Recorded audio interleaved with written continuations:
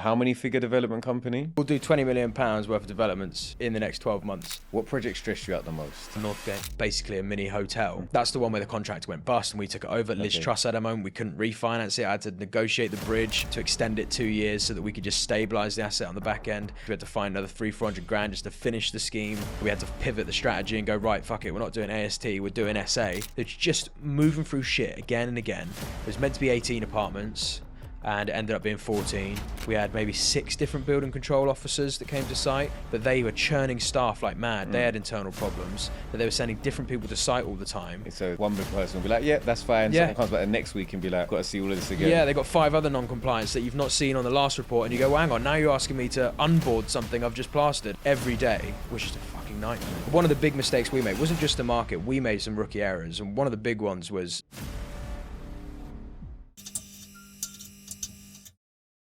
And we're back. Another episode of the PBK podcast. Look at the consistency. Back-to-back, guaranteed episode every week. We're basically becoming like the EastEnders of pods. We're going to be here providing you great value. Rain, wind, sunshine, we're here. Every week we have a good guest. How you doing today, brother? You okay? Hello, sir. All good, mate. You are the co-founder of, my pronunciation, Beaumont. And Partners. Yeah. Development company based in the Northeast. Yeah. And we met, I want to say, actually, no, it's a while ago. When do you think we met? I reckon 3 years ago, 3.5 years ago. Because I get so confused with when COVID was. It was COVID. Was it COVID? Yeah. Because in my head, I'm like, was I developing in COVID? There was a long period of time where I was just playing PlayStation in COVID. Yeah. So I was trying to work out when it was. Okay, so yeah, it would have been about 3 years ago. You'd come down, and that was kind of when you were initially, not starting out, but initially kind of looking at we were on our what first few projects, exactly that. And then now you're flying. Now you're a how many figure development company? There's an 8-figure development business now, yeah. Over a 3-year period, which is massive. Yeah, we'll do £20 million worth of developments in the next 12 months. Amazing. And we're gonna get there because that's the fun stuff. That's the stuff that people stay tuned in for. Yeah. But I think what's really important is we try and do these pods as more inspirational and understanding where you are and what your background was. So pre-property, what did you do? So immediately pre-property, I was in the music business. So I built a boy band, but imagine One Direction 2.0. It was basically that, but all organic. So we had no funding, no major label, no management like of any sort of reputable standard. So there's no money. We had to just build it from scratch from a council flat in Slough. So pure nothing, zero in the bank account. Dad helped me out a little bit, so I had a car because otherwise couldn't drive the band around. But that was it. Like we were just eating like peas and beans and stuff to get by. Having those proper university like beans and pasta, whatever's in the fridge. Yeah, literally. And there was at one point 8 of us living in this 1-bed council flat with our manager and his missus. We had the lounge, which we converted with bunk beds and a pull-out sofa. So proper like grassroots start. I don't know if that's grassroots. That sounds more like like labor camps. Yeah. No, it was, and we joked about it all the time. But I think the ethos was that if you want to be a boy band and you want to go up against that kind of industry, if you don't have like a live and die by each other kind of mentality, which is bred through living with each other in close proximity, then you just don't make it because there's so many challenges and hurdles that because we live together, we knew each other inside out, and like our missus would even come and stay and stuff in the room, and it's just like a mad environment. So started there, built that for 5 years up until 2020. We did really well. We toured the world. We played Wembley, had like 5 million online followers. So we were smashing it, but I was getting to an age where I was just like, how much longer I hope you weren't still in the room at this point. No. You expanded beyond the room. We had a pretty big house with a pool in London fair by that enough. point. But we... you just get to an age, don't you, where you go like, typically people want a career change at some point, and for me that was my early 20s. I'd been trying loads of other side businesses on the side of the music business. I didn't like sitting still. Like if we were off tour or promoing or doing whatever, there'd be loads of spare hours, and I'd just be reading books, studying, learning whatever venture I could. Tried an app, tried a load of stuff, marketing business, clothing thing, but never like really got stuck into something. It didn't really nothing stuck. Yeah, it didn't get me the way that I wanted to. And then And then, yeah, it's about a year before the band ended. I happened to watch, but on YouTube, because I look at business stuff, Samuel Leeds video got pushed in front of me from the algos. And I was like, what's this? And I saw it. It looks like a 5-minute video on if you buy a property cheap, because it's distressed, because it's like a distressed asset, you put this amount of money into it, it's then worth this, and you can pull a lot of your principal back out. And I immediately understood that and went, wait, hang on. So you don't have to like get a mortgage and in your personal name, and like I just didn't realize these mechanisms exist. It's interesting you understood that, because a lot of people, even when I'm having conversations, it takes a while for that to click with them. Do you think it was just because you came from like you liked business that you understood that? Yeah, I mean, I ran the band, so like I basically was managing it and built it. We did have a manager, but he didn't really perform in the way he was meant to. So I was like running all the logistics, bringing in staff and paying people, the videographers, and organizing shit. And you just get an aptitude for learning the ins and outs of different things. And it just made a lot of sense to me that you buy it cheap, you spend this much on it, there's your capex, but it's worth this much. And then there's a sort of arbitrage in between. And when you recapitalize it at the end, you then get a load of that money back out and you hold the asset. And I just didn't know that existed. That to me was not something I'd heard of. And it was just like a light bulb moment. Told my dad straight away, who was in investments in London, working with sort of family offices and things like that. Don't get me wrong, we didn't really have a pot to pit in between us, pot to piss in between us, because we both been hammered in different ways over the years. My dad from 2008, and he built up, and then there's COVID and difficult times, and him getting to a certain age where he's like, I don't want to keep I'm in Singapore one day, another country another day, selling and raising finance for these funds, and then I'm flying around the world like a lunatic on stage. And it's just like we wanted to do something that brought the family back together, and do something that was really going to build that longevity. And the second I saw that video, these ideas were in my head before this as well. It was just finding the vehicle, and saw that and went, well, I love property anyway. I'd love to be involved in property. Building stuff's cool. And now we know this mechanism. Between me and dad, we'll suss out how to raise the finance. We just need to learn how to actually do the ops. So then that's took some when journey. we first met, I actually met you with your dad. Yeah, when my dad was there. That's I'm just starting to come back. Yeah. When people used to message me back then, they'd be like, because I was on site all the time. Someone's like, oh, can I come and see you? I'd be like, I'm going to be there anyway. Why not? Yeah. Do if you want. Yeah. I know what it's like now. Now that we promote stuff online, you just get messages all the time. People going, can you help me with this? Can you do that? Can you do that? So, no, I appreciate that you let us have your time, mate. And at that point, we started when I met you, I think we'd had maybe 3 or 4 projects on the go. We knew we were Northeast. That's where our base of operations were, but we lived down here. And then in summer of 2022, we went literally within not even a 5-minute conversation. We were going to renew the rent on the house, but I was doing 8 hours round trips up and down to the Northeast every week, trying to find stock, manage teams. It just becomes a nightmare. So I went, fuck it, we're just going to move. Me, my dad and my brother, we just went, all between us, just unanimously went, let's just move up there. We'll save a load of overhead, a load of travel time, and just really build the business out. And from there, it just sort of exploded and became what it is. So what was your first property that you bought? Like, and what did that negotiation point, like, how did you get the funds for that first ever one you did? So the first one, me and my dad put everything in that we had. In the Northeast, capital values are a hell of a lot lower, so you don't need to put in a great deal. I think we pulled together about 130 grand. That would have been more. It would have been probably about 150 because we bought it cash. It was a pub. Probably. Hello. Probably wasn't the best idea for a first project. It was a derelict pub in the middle of, in like, not the greatest area, but it was right near a load of transport. So it made sense on paper. At auction, 28-day completion.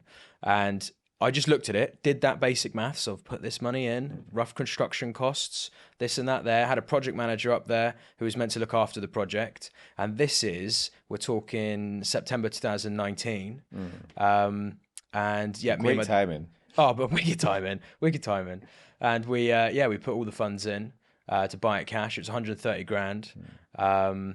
And then got planning super quick. Couldn't believe how quick we got planning compared to now. Fuck me. Yeah, I'm surprised as well, especially with pubs. A lot of the times, a lot of restraints in terms of you got to show that there's no demand for it. It'd been vacant for like 3-4 years, Okay. so I think that kind of helped. But at the time, I didn't know any of this shit. I just thought, oh, it's a pub, yeah, we'll just get planning and then we'll do this. And fortunately, that works. The That part get of it planning, worked. yeah, the get planning bit just works perfectly. And then by February 2020, that would have been, it must have been earlier. It was like 3 months to get planning. What I do know for sure is that we had our facility agreed, paid all of our legal fees, monitoring surveyor fees, valuation fees to open up a development facility with Octopus, and ready to go, boots on the ground, March 2020. And literally got boots on the ground, first drawdowns meant to come in, and then lockdowns, Octopus pull out the market. We've got contractors on site who've already stripped it out, already got their prelims to draw down, and going, shit, how do we fund it? So we rallied around, managed to raise some short-term money to cover that gap. Did you raise that privately? Yeah, just from friends and family sort of thing. I think it's one of Dad's old contacts. And then we replaced that eventually when the market opened back up and got the facility back in. And saw that project through to the end. Actually, March 2020 started on site, and literally a month after, that project manager who's meant to look after the job got mugged on the street, baseball bat to the head, fell into a coma, and was out for 6 months. And I saw him 6 months later, and he did have a bit of his skull missing where they had to like move his fucking brain around and shit. So what that meant is we had a contractor on site who's got no idea how to get your service upgrades and managing the local authority, building control, a load of other stuff. Obviously, he was looking after building control, but there's all the CDMs and other stuff that come into it. And I just didn't know what to do.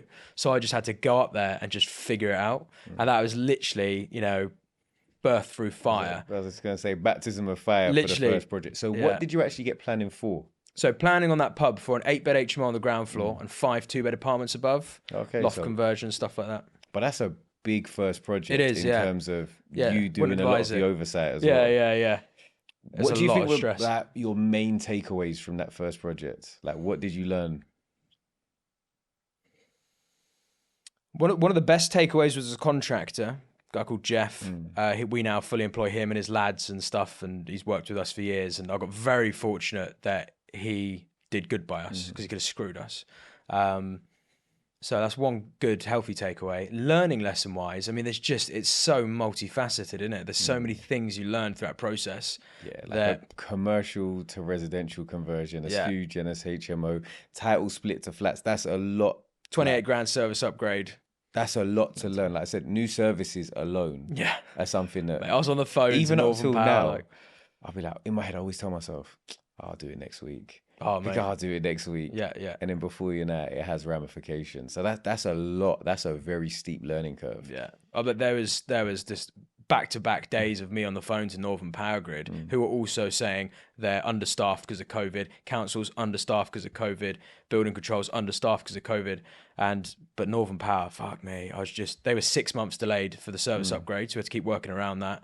And I'd just be on the phone to them, just swearing my head off, just like, why don't you come to site? Like, I just couldn't understand.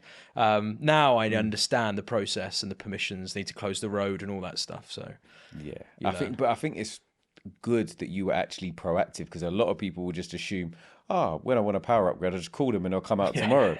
So they don't even find that there's a 6 month delay until they're already 2 months late. Yeah. So that's good that you're obviously on top of things from there. I guess working alongside your dad, like bearing in mind, obviously, seeing that you can run a business, you've taken a 1-bedroom council flat with 8 people in it to being on tour and performing at Wembley. But why do you think you still had the confidence that you could go and deliver like a project of that size day one? Me and my dad have a blind kind of optimism where we just go, we're workhorses, so we know we'll always work our way out of a situation. Just no matter what, you just throw yourself at something on the basis that it will work out in the end. And it's that blind optimism. We don't get optimistic with financial forecasts, although you obviously always want to, hopefully you make money. But we always go, can we tangibly get it from there to there at a high level? I mean, yeah, we can. We could definitely do that. So let's just do it. And we both share that mentality. So I don't think at any point in our head did we think we were going to fail at doing it. We knew it'd be a ball ache, but didn't realize how much of a ball ache. Throw a COVID pandemic in the mix as well, and it's just a nightmare. And how did that project end up actualizing? Like, what did the numbers look like from your purchase price at 130? Yeah. And actually also, what was your maximum bid when you were going to auction? Because that was an auction, right? Got it pre-auction. Oh, you got it pre-auction? Literally Nice. that was another weird one. It's literally 2 minutes before the auction closed the day before. So the auction would have closed pre-auction bids and then opened it to the floor the next morning. And we're literally talking 5:28. And I took a screenshot of it at the time because I was like, our first project, I closed it 2 minutes before they would have pulled it. So we didn't get into a bidding war. And The second question was just, how did it materialize, or what did the end numbers look like on yeah, that so first one? numbers wise, so high level, so 130 grand purchase. I couldn't tell you what the architect's fees were. Planning costs, just call it 20 overall, grand, yeah. 150 all in there for the purchase and the soft costs, and then the additional soft costs to get pre-construction started. So say we're at like 170, and then the bill was meant to be 280, turned out to be about 310. Something like that, which, bad. to be honest, is amazing Yeah. compared to now. Yeah. This is pre-massive inflation.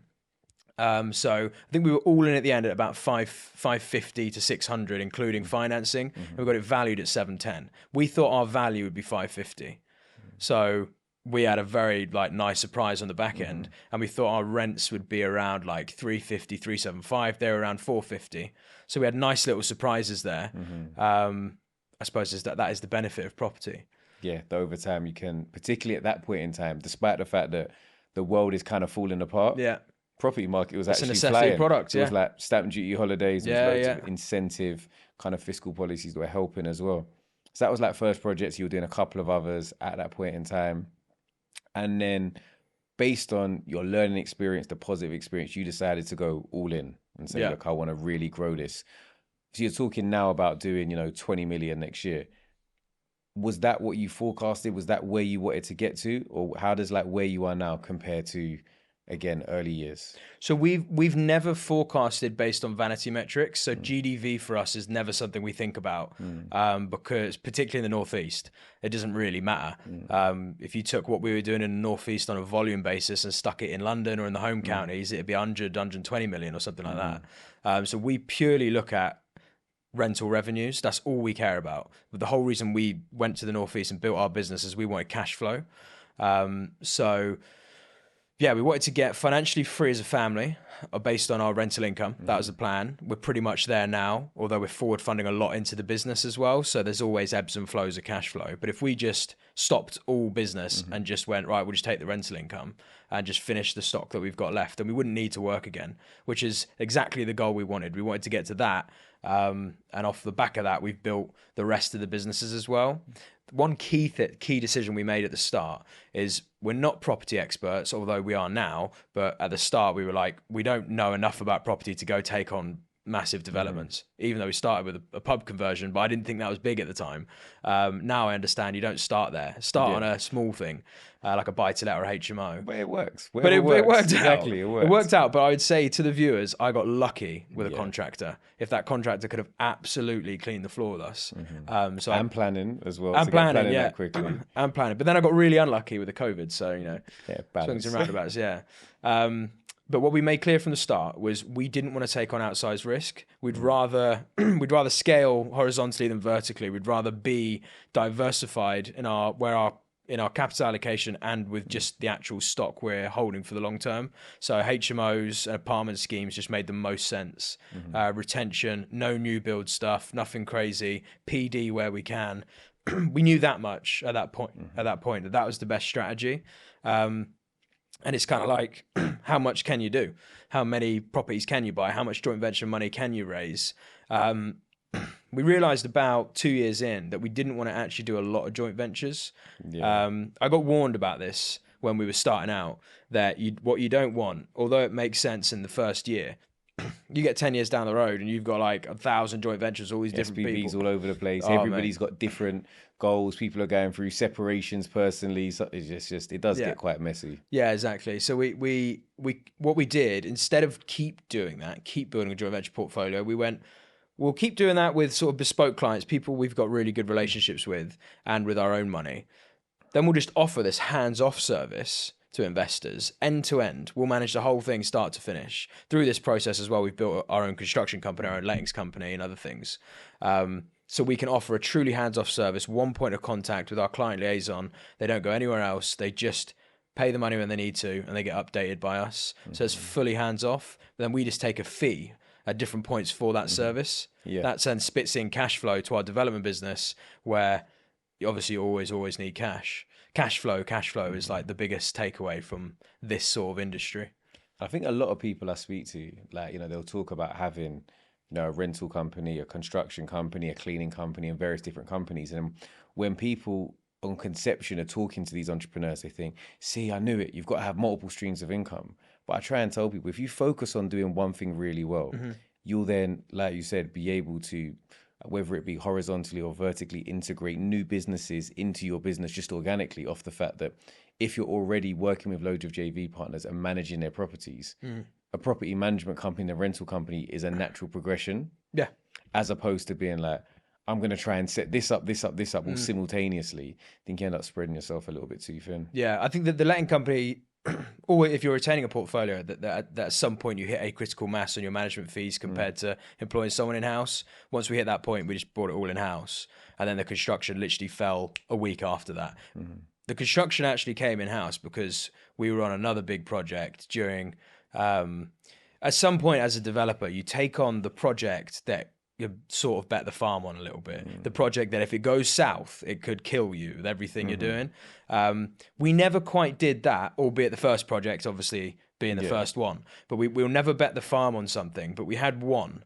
And we were coming out, so we would have been about 2/3 of the way through when Liz Truss had her moment in Parliament, and inflation was already fairly rampant by that point. And then the contractor started having major issues on site. They basically went bust, and then we went, fuck it, we're setting up our own construction company and we'll take over the site. Whether that was a good idea or not, I don't know. But again, sort of birth through fire, we managed to figure out how to do that, how to work that, and then build that into our servicing offering for the HMOs and everything else we're doing. And now we have a really good construction company with a back office team, 40 on-site lads, and we can move really, really quick on whatever we're doing.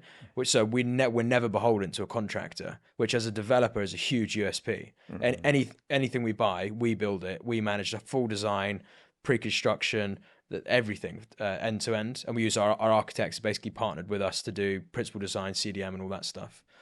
Where do you spend the majority of your time in a business now? Marketing. Yeah. So I've removed myself from everything. That was a conscious decision at the start of this year. I went, fuck this. I'm moving. I know that my best time spent is getting more audience and attention to the business. Because now as you start to build those key people in those right management positions, and just really good admin is like, I couldn't believe how much we needed a really good admin. And we got a good admin in, and I was just like, oh fuck, there's all those things. There's things that bog you down. You're like, I've got to do that, I've got to do this, I've got to do that. And then that person comes in, takes all that away, and you go, shit, I've got all this time. I've got this sense of imposter syndrome. What do I do with it? And valuing my time. Is actually on a ski trip, funny enough. And they say, going on holidays and stuff like that, is it a good spend of time and stuff? But I think to find headspace is a really healthy thing to do as a business owner.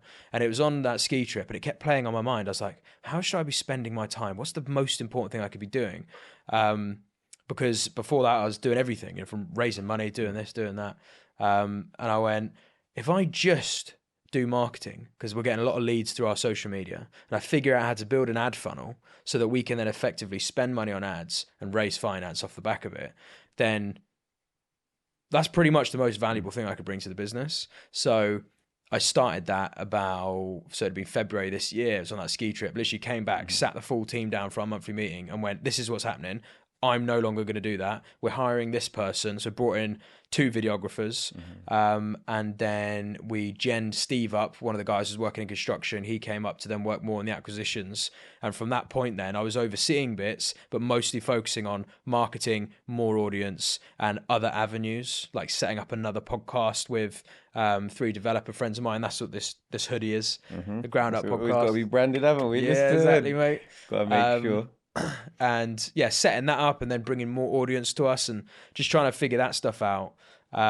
obviously I have to do a lot of oversight, but the main thing I'm focused on at the moment is just marketing and building out these funnels. Before we get to your marketing, you mentioned obviously hiring a really good admin, also, promoting somebody internally. What do you think have been some of the key hires that have allowed you to focus on something specific like marketing? I mean, I would say I don't have a PA, particularly because no, You're mad. but I know, No, I know. you're crazy. Everyone says this to me. Everyone says this to me. They're like, you need, mate, trust me. If you're a business owner and you're operating at some sort of scale where you've got a lot of inbound, get a fucking PA. Yeah. And I'm like, because I've unwound myself from loads of tasks and they're no longer coming to me anyway. Yeah. Like my inbox is relatively limited by design. Like I don't get a lot of inbound. I get quite a lot on the phone, but I'll ignore a lot of people. I just won't answer the phone. I can compartmentalize those things. So I wouldn't know what I'd get a PA to do yet. However, everyone says, yeah, wait till they come in. And then That's suddenly, what it is. It's just the most random stuff that you'd be like, oh, I can delegate this. But again, I'm sure as and when time suits. Yeah, it's something we're speaking about as a family, because my full family works for the business, from my little brothers to my mum, my older brother, and my dad. Everyone works for the business in some facet. And maybe if you get a PA, you might make everyone jealous. Now everyone's going to want a PA. Yeah, that or we'll have a shared one. So someone will come in and just operate like for the family and for the different bits that we have on. Mostly taking over like insurances and mortgage applications and all that sort of bullshit. But the best hire, I'd say, it's gonna be hard for me to say if obviously if our staff ever see it, but we brought on a lady called Catherine as an admin buyer in the construction business, and fuck mate, we didn't know what we were missing until we brought her in. We knew we were messy in the back office, but she came in and just cleaned everything up. A process genius is like a lot of people that they'll just hire people, even on a consultancy basis, just come in and be like, can you lot just come in and tell us why we're rubbish? We know we're rubbish in places, we just don't know why. Yeah. And I think the ability of a business to be able to hear that and react to change can be the difference between a successful business versus just a business that's kind of treading water. Massively. Yeah. I think a lot of people, I've just realized the color schemes of your brand and this one are quite similar. Oh, let's speak to copyrights and trading competition, standards. mate. I think a lot of people, there's a step, isn't there, from going from true SME, like where it's either just, me and my dad or you and a friend or something. Like when you're starting a business, you sort of, you're at that point and then like you start to make consistent revenue. It becomes your full-time occupation. You no longer need other supporting revenue streams. And then you kind of go, oh, do I really want to start to give away some of this profit to another employee? And everyone gets trapped in that sort of mindset. Yeah. It's like a limiting belief. I didn't have that issue starting in property because of doing the band and understanding that if you bring a videographer on and you're no longer having to edit the videos, it's a game changer. Like you can suddenly get a lot more content out.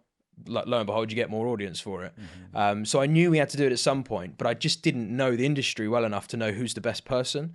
And I wish, you wish you have the hindsight, don't you? But I would say to a lot of people out there, if they are listening and they're at that point where they can make that step, it's just always worth making that step sooner than you think, because it gives you headspace back. And then fundamentally, unless you have a salesman who's hot on sales and marketing, then if you can get headspace back from ops, get on sales and marketing and growth, and suddenly you start feeding the beast. And when you can get that feedback loop of your energy going into feed the beast of more revenue, more sales, suddenly it grows. It can double in size very quickly. Yeah, no, I think that's great advice overall.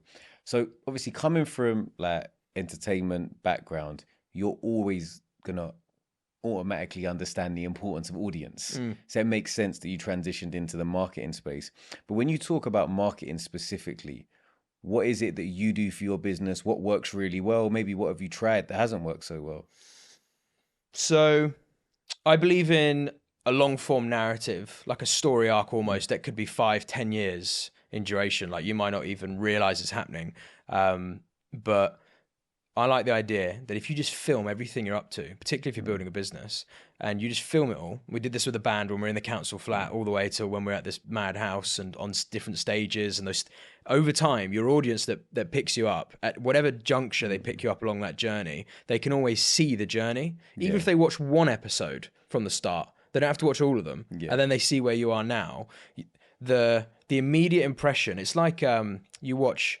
any famous documentary of some great musician, and everyone loves how it was like, oh, he was just in his room writing this song, and now it's Did you watch the Wonderwall. Kanye West one? I don't know if you saw that one. No, It's I've not good. seen the Kanye Yeah, one. really good one as well. Is it? I mean, being in the music industry, I watched everything, anything under the sun. I haven't watched much in recent years, but I used to watch all of them, and just there was something compelling about the rags to riches story. Definitely. And that brand play, if you can build that into a business or a personal brand, that the value it can bring in the long term doesn't pay any dividends initially, because if anything, you look a bit stupid.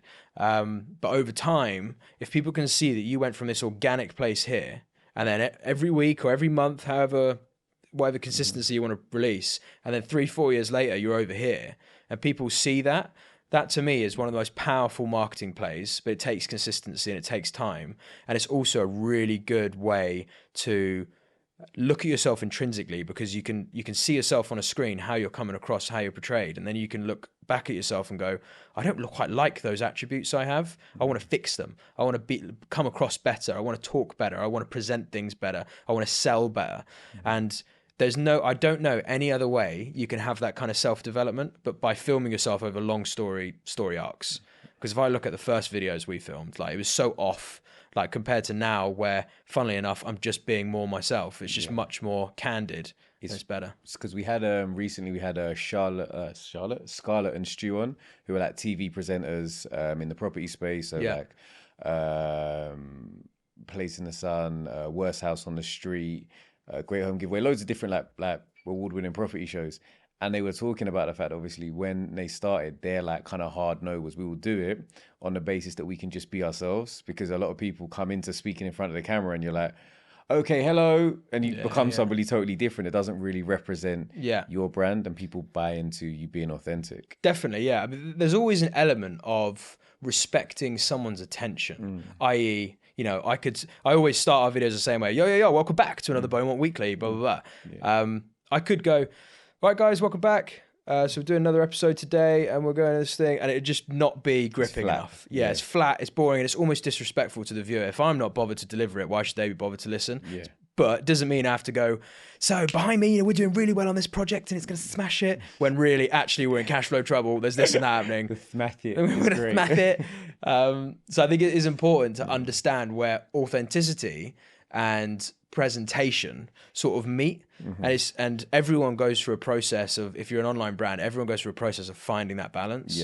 I have obviously had an education in the boy band, where you watch they're not even public anymore, and I have no shame in publicizing anything. But some of our first videos in a band I was in before that band, I just won't let see the light of day, because they're just we're gonna find them. Someone's got them in the archives. If you got them, someone's got them. Do you know what I mean? For the right price, I might unlock that video. Mate, honestly, I'm just thinking back to those videos, and they are horrific. And if you just compared that guy, like who I am on camera now, or how I'm even talking now, compared to that guy then, I still feel like I was the same person, but you don't know how to coordinate with a camera, with a lens, or with a prospect, until you've gone through the motions, right? And then in terms of you doing all of that, so you're now creating good content, you're making sure you build your brand, but what are your personal deliverables at the moment in terms of, what does a good return from marketing look like? Is it raising investment? Is it sites? Or is it just general, just more eyes on the brand? Raising investment. So raising capital was the biggest thing. So what's the best way to look at it? There's no guarantee that when you build social media following, that will result in you raising capital. Obviously, because there has to be a specific message. You have to capture people in some way. So I pivoted the narrative from on our earlier videos. This is going to end of 2022, and I made a conscious effort to go, right, end of each video, or even at the start of the video, I'm going to go. What was the line? It was. I say something's going to produce £3,000 a month, and if you're an investor and you're looking for a hands-off HMO development, then blah, blah, blah, blah, blah, contact us at info@bowpartners.co.uk. All I did was add that to our content. Your call to action on everything. And then straight away, we started to get people message and go, I've been watching you for a few months, interested in what you're doing. I didn't realize you did this for investors as well. And just the whole time I'm like trying to subtly raise finance, but I'm just not going, by the way, If you give us your money, we'll do this thing for you. So made that super clear, and then we started to organically build up. Nothing quick. Like this tough stuff takes time, but all of a sudden it feels like you've raised, an investor that's going to do 2-3 projects, one that's going to do one over here, and then someone refers another one, and that network just exponentially builds. But it takes time. But you go from the start of the year, you're on like 2 sites. By the end of the year, I'm on 15 sites, and it just happens very quickly. How much do you think you've raised in investor finance? Collectively as a business? It's a good question. Like these are like, we're going through a whole accounts shift at the moment, trying to get. In the first year of a business, you're always messy with finances and cash flow. You just chuck stuff in where you can just to keep it moving. We're doing exercise at the moment to go right the way back to inception to clean up that whole thing. During that process, we want to capture a lot of data, one of which should be how much investor finance have we actually raised. I couldn't tell you, but it's got to be 10 mil around that level. I mean, we've got, just a handful of clients alone who've done more than 7 figures. So it'll be 10 to 15 million pounds. Okay. That's a lot of money in 3 years, 3.5 years? I mean, technically we've been going 5 years as developers, but as a business, if you like, rather than because the first few projects I could have done whilst doing a day job. Yeah. I think when we actually became that business was 2022. So 2 years. Nice. What's your favorite project you've worked on? God, they're always projects never go to plan, so you always have scars from different ones. The pub was a great one. It was a great one because of how much I had to learn as quickly as I had to learn it, and then the end result being so sweet. It was just like, oh, thank fuck for that. Just thought we'd have a lot of problems on the back end, but we didn't. So I'd probably say the pub, and to this day, it still pays really good cash flow. Nice and passive, super easy. That area in particular has had massive demand for rents. We're getting give you an idea on those numbers. So when we rented that for the first time, we were getting about 353. We thought we'd get 350, 375. We've got about 400 to 450 for the HMO rooms and about 500 to 550 for the apartments. Now we're getting about 750, 800 for the apartments, and we're getting about 600. 550 to 600 for the HMO rooms. So just that growth in rental income, just holding that asset, how it's paid off, has been amazing. Nice. What project stressed you out the most? Thank you to those of you who have liked, shared, commented, but most importantly, subscribed to the channel. Did you know only 28% of people that regularly watch my videos have subscribed? Now we're trying to get that to 40% so we can bring on bigger and better guests and make better content for you. So if you could do that right now, myself and my team would really appreciate it. Now back to the video. Oh, Northgate. Just nothing comes close to that. That is like in the business, it's like you say the word Northgate and everyone goes, it's like nightmares come back. What's Northgate? So we did 14 luxury serviced apartments. We've held those and we manage all the apartments and stuff. We've built out basically a mini hotel. That's the one where the contract went bust and we took it over. Liz Truss at a moment, we couldn't refinance it. I had to negotiate the bridge to extend it 2 years so that we could just stabilize the asset on the back end. Because of cost increases, we had to find another 300-400 grand just to finish the scheme. And in doing so, that meant we're massively killing the yield. So we had to pivot the strategy and go, right, fuck it, we're not doing AST, we're doing SA.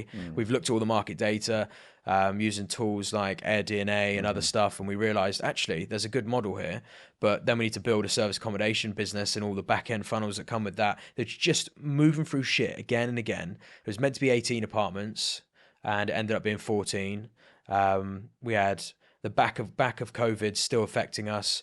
We had maybe 6 different building control officers that came to site, not building control companies. We had one company, but they were churning staff like mad. They had internal problems that they were sending different people to site all the time. So one person will be like, yeah, that's fine. Someone comes back the next week and be like, and they've got to see all of this again. Yeah, they've got 5 other non-compliance that you've not seen on the last report. And you go, well, hang on, now you're asking me to unboard something I've just plastered. And it's just, honestly, every day was just a fucking nightmare. Every single day. And but once it's finished, I kind of enjoy the pain of it, and at the same time we were building all the business and other things as well, and it was just sucking so much energy and capital. There at one point we were just like, are we even going to fucking finish this thing? Yeah. Like, is it actually going to get done? And then we did get it done. And then that moment of, I fucking hope this essay works, because for it to work, there's another 75 grand we had to just add to that bill for furniture. Something we just didn't want to do. And then we upgraded the electrics, so to redo some of the fire provisions, loads of stuff just to make it SA, but the yield would have been much better, supposedly. And we put it on Airbnb and all the others and used a channel manager and stuff. And we just went, well, let's hope it works. And we just waited. And within half an hour, we had the first 2 bookings and went, it's going to work. And then it slowed down a little bit, and then it picked back up. And then we had a really good 3 months at about 87, 88% occupancy. And then it dipped in the winter. And we went, fuck. We were holding a bridge against this at 9%. Like, we hope this thing stays stable. Fortunately, it has. And we rented some of them as HMO rooms to counterbalance that. Just the weighting of income and OPEX, like any business. But when you're looking at those levels of that level of money that's in that scheme, yeah, it was an absolute nightmare. I will never, ever experience that again. I think like one of the good parts of that story, like from a business owner and an entrepreneur, is the constant adjusting to changing in market conditions and not just sort of getting stuck on that, oh, woe is me, things didn't go well, so like, what do I do? Yeah. In every instance, whether it be the number of units being reduced, whether it be the costs going up, whether it be the finance, just being, okay, realistically, it's gone wrong. How can I negotiate something to get this sorted out? And now you've stabilized the asset and you found a way to move forward and obviously can continue to grow the business. Yeah. I would say, to caveat that, my only advice to anyone out there, the reason that this will never, ever happen again, it will never happen again because we just know so much better now. Yeah. One of the big mistakes we made wasn't just the market. We made some rookie errors. And one of the big ones was not being absolutely clinical on design. Like, we should have just been clinical, design done, contractor go, no change in. But because of market changes and because of other things, and also a useless structural engineer who ended up coming up with a design that just wasn't going to work, we'd have to have done this sort of exoskeleton of steel to then re-support the roof, and it would have just been way too costly. So we were fucking about with designs for 3-4 months in the initial phase, which meant we had lads at different corners of the building doing different trades, when really you wanted a clean closeout on those buildings. So that was our own error, and that probably cost us in and of itself like 100 grand. But then the inflation just absolutely killed us on the rest of it. So that won't happen again because we'll always be clinical on design. We're going through that process now. 2 big projects that are about to kick off. So yeah, always be clinical on design on these big projects. Doesn't mean you should be afraid of pivoting a design if times tell you need to. But most importantly, the only reason we survived that scheme, because it would have killed most people, would have that just wouldn't be possible to find 400 grand like in extra finance from somewhere when you've already got first charge, second charge, debentures covered up. Like, you got to find ways to find money in those scenarios. But it's run your numbers at the start, look at that conservative estimate that gives you convictions to take the scheme on, but ultimately break those numbers as well. Look at a worst case scenario. Look at the last 5 years and what we've had with interest and inflation. It could happen again. If it does, what happens to your numbers?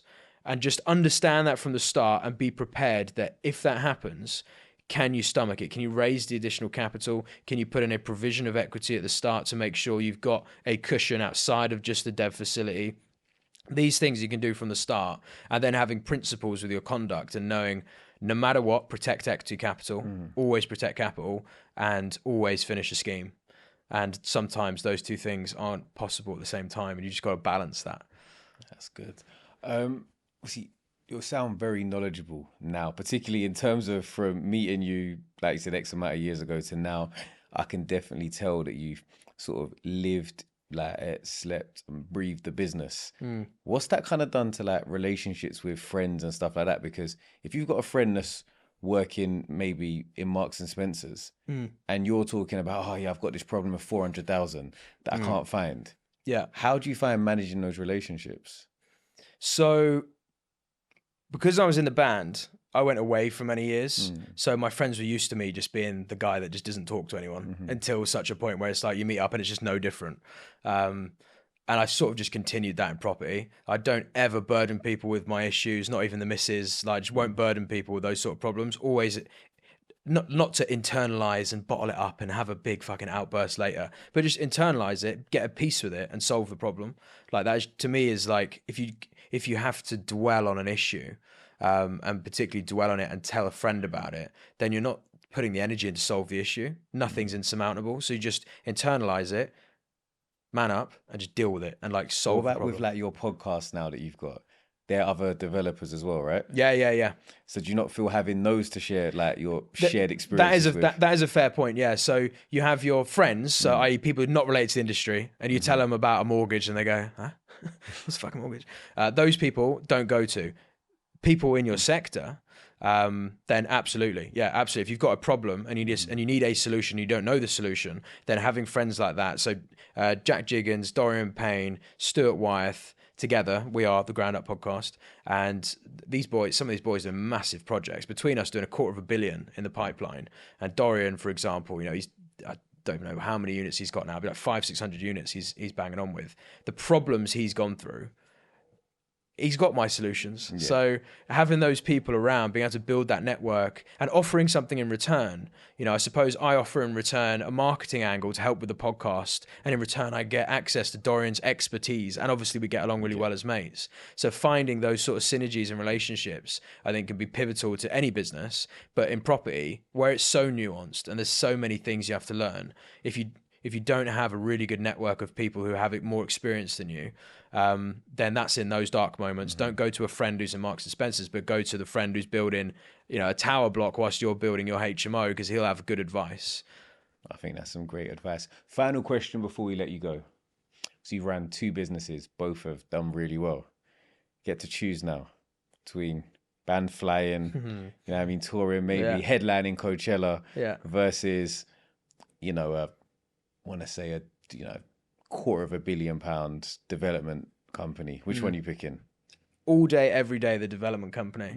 Reason being is because the only thing that keeps musicians, celebrities, the only thing that keeps them going is the continuous drug for more attention. That is all it is. When you boil it all down, that's all it is. The making the music is really fun.